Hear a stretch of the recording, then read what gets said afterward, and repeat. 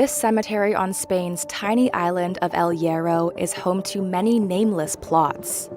Inside lie migrants, often unidentified, their anxious families back home unaware of their passing. Arrivals to the Canary Islands from West Africa are running at all-time highs. The Red Cross says more than 42,000 migrants have reached the archipelago so far this year. Around half of those have landed here, on the shores of El Hierro, an island with a population of 11,400. But the rate of those going missing or dying on the treacherous Atlantic crossing is growing 5 times faster than those making it alive, the latest available data shows. This funeral is for Bathy Berry. He was identified as Senegalese by a survivor from his boat who said he was a relative. The farewell is small, quick, and painfully silent. None of those who traveled with him and survived can attend. They are in police custody or in hospital. No es una cuestión solamente de fe o de religión, es algo mucho más. Heridian Marichel is a volunteer mourner. She also tries to help connect unidentified missing migrants with their families. Se trata de humanizar, de acercar y de ponerles voz a todas estas personas que ya no se pueden defender. Barry's resting place in El Pinar Cemetery shows the scale of the crisis. Here, migrants occupy more than 30 slots in burial walls, and as their numbers grow and space runs out, the cemetery has requested an extension. These mourners are saying goodbye to 9 people who died during the Canary's worst shipwreck on record. In September, 27 migrants were found alive when a boat capsized. Spain's Coast Guard said there had been 84 on board. 9 people were buried in El Hierro. The rest are believed to have sunk into the ocean. A local judge is investigating what happened. At the time, there were only 2 cadaver refrigerators on El Hierro. 7 corpses had to be placed in a room normally used for wakes, which could be cooled close to 0 degrees Celsius. Modesto Martinez, the island's only forensic pathologist, examined the bodies. Deshidratación, hipotermia, eso es la causa fundamental del fallecimiento de todos ellos.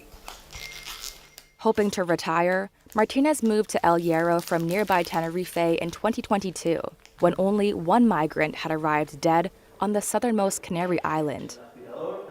A year later, official data showed there were 11 deaths, and so far in 2024, 33 people have arrived dead or died shortly afterwards. Last month, the regional government installed 6 new refrigerators in the island's port. But processing the corpses isn't the only challenge. Confirming the identities of the dead can take months. Most migrants throw their ID cards overboard, a Spanish security source told Reuters. Unidentified, they believe it will be harder for authorities to prove their country of origin and send them back. Martinez says for over 90% of migrant deaths, no match is found. It's too complicated to trace relatives, he says, or secure DNA samples from Africa. Migrant arrivals to the archipelago rose 12% between January and October this year, according to Spain's Interior Ministry. The International Organization for Migration, or IOM, says the estimated number of dead or disappeared was up 61% in that time. All this as overall irregular arrivals to Europe have declined. Andrea Garcia Borja works for the IOM's Missing Migrants program. She says boats have been coming from further away in West Africa, and smugglers are packing up to 300 people onto each open-topped vessel. Identifying the bodies, she says, is complex.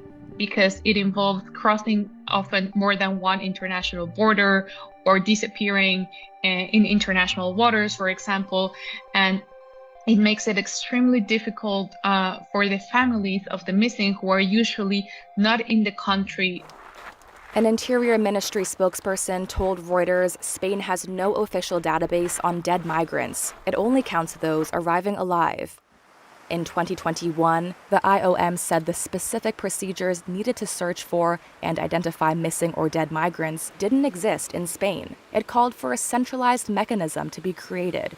Spain's Justice Ministry did not respond to questions on whether it had implemented the recommendations. The Interior Ministry said Spain's justice system and civil guard police investigate migrant deaths at sea if there is evidence of corpses missing, but declined to elaborate. Despite the difficulties, Marichal says she will continue her mission to connect missing migrants with their loved ones. Siempre estamos con un puzzle, siempre estamos dependiendo del testimonio de alguien, siempre estamos dependiendo de fechas, siempre estamos dependiendo de a lo mejor esa última llamada o ese último mensaje que pudo poner alguien desde una embarcación.